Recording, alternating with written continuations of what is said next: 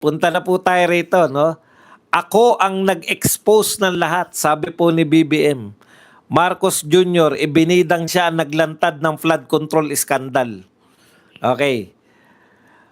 Kung hindi ko sinabi yun, sinabi ko sa SONA, wala tayong pinag-uusapan na ganito.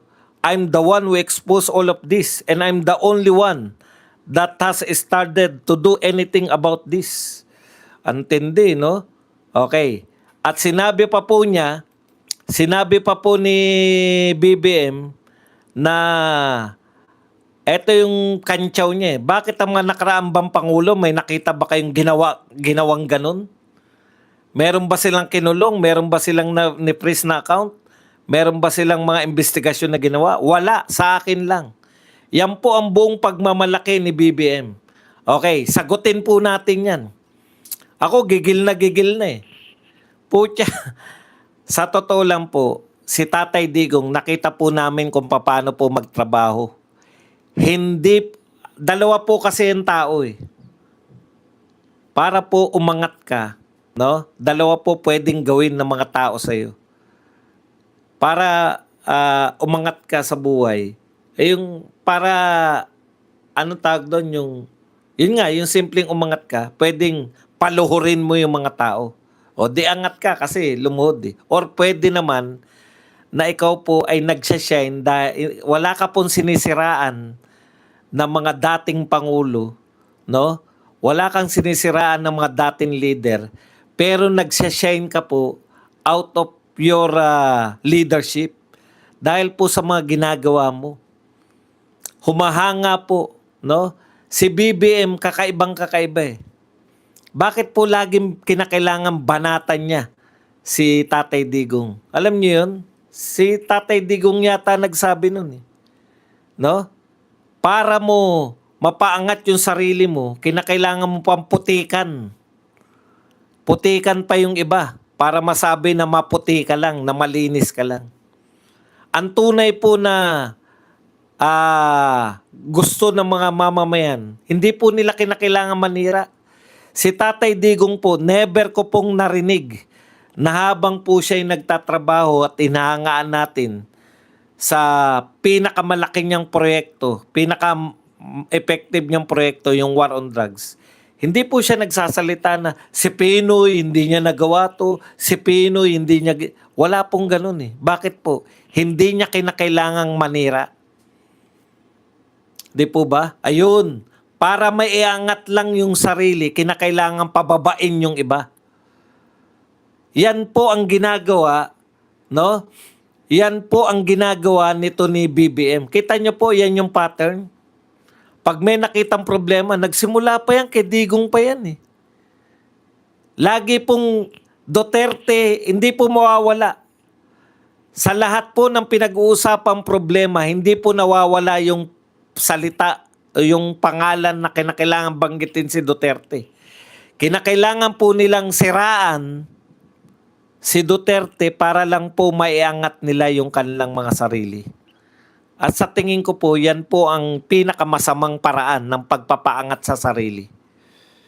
Pwede mong i-outshine ng lahat sa pamamagitan ng ginagawa mo. Ito po si BBM kakaiba. Si Auntie Claire, lahat po. Bakit po BBM ng BBM? Nung una parang, Pero kung 4 na taon na kayo sa panunungkulan, wala kayong maipagmalaking nagagawa, kundi siraan yung dati para kunwari meron kayong nagagawa kahit wala naman. Diba? Wala po. Ugali po yan ng mga walang maipagmalaki, siraan. Tignan nyo po. Si Cory ganyan po. Hindi na paangat. Mahirap pa rin po ang Pilipinas nung panahon ng Cory. Ano po ang ginagawa? 20 years. 20 years tayong pinamunuan ng diktadorya. Ikaw na namumuno eh. Ang sisisihin mo pa rin. Ganon din po nung panahon ng anak niya, si Pinoy. Wala nang ginawa kundi sisihin si GMA. Narinig niyo po ba na siniraan ni Tatay Digong si Pinoy? Hinahangaan po natin si Tatay Digong sa mga ginawa niya. War on drugs, build. Hindi na po kayang pantayan yun. Kaya sinisiraan lang po. Ugali po nila yan eh. Siraan. Pati po yung dolomite nga na wala ka na maimpintas halos. Bakit wala ka na halos maipintas? Ano po ba yung dolomite noon? Ang dolomite po noon ay basurahan, taihan po nila Ridon. Diyan po, tumatai yung makatulad ni Ridon. Kaya galit na galit si Ridon na wala yung taihan nila eh.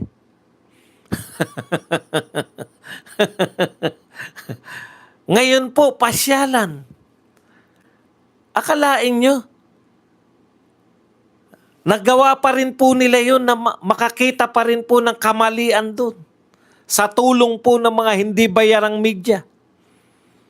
Kaya po dolomite yung hinahalimbawa ko kasi ito talaga yung tinitira nila ng gusto noon eh.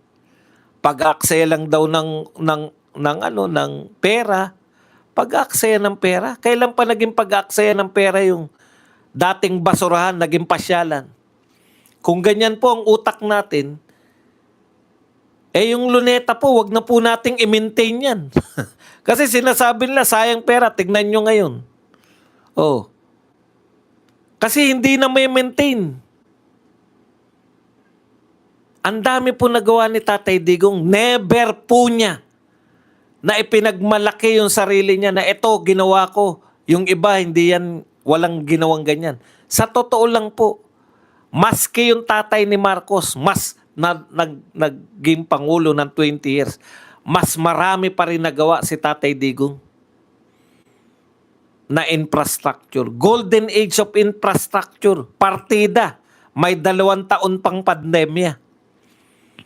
Kung walang pandemya, yung mga nakatenga ngayon na LRT-7, yung mga nakatenga, hindi po maninisi. Tignan nyo, hindi maituloy-tuloy sa Cavite. Sinisisi mga bilyar. Presidente ka ng Pilipinas, merong aawat sa proyekto mo? Anong klase kang Hindi po ba?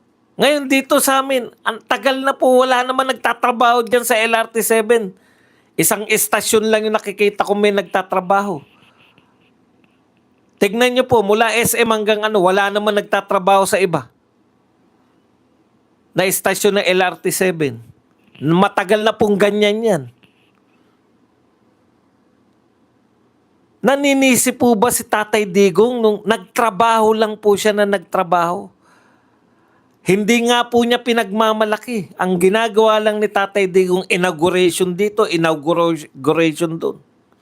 Halos araw-araw may ina-inaugurate.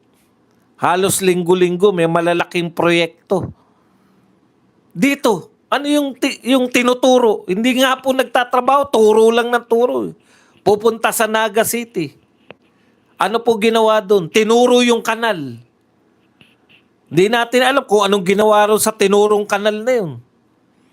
Pupunta sa isang probinsya, ituturo yung 3 dipa na nirepair na kalsada. 3 dipang kalsada, pupunta ka, dadayo ka. Kaya pagod na pagod. Tama po, nakakapagod po yan. Biruin mo 3 dipa na kalsada dahil wala kang maipagmalaki na nagawa mo. Miski yung 3 dipa na kalsada na hindi pa nga nagagawa, butas pa nga.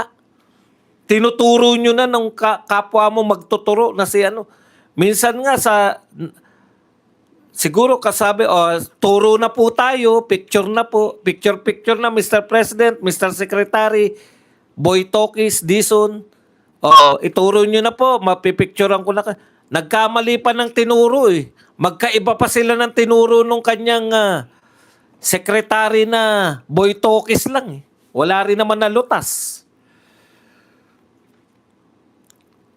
Pero yung mo 3 dipa na kalsada, dadayuhin mo pa sa probinsya para sabihin yung na may ginagawa ka.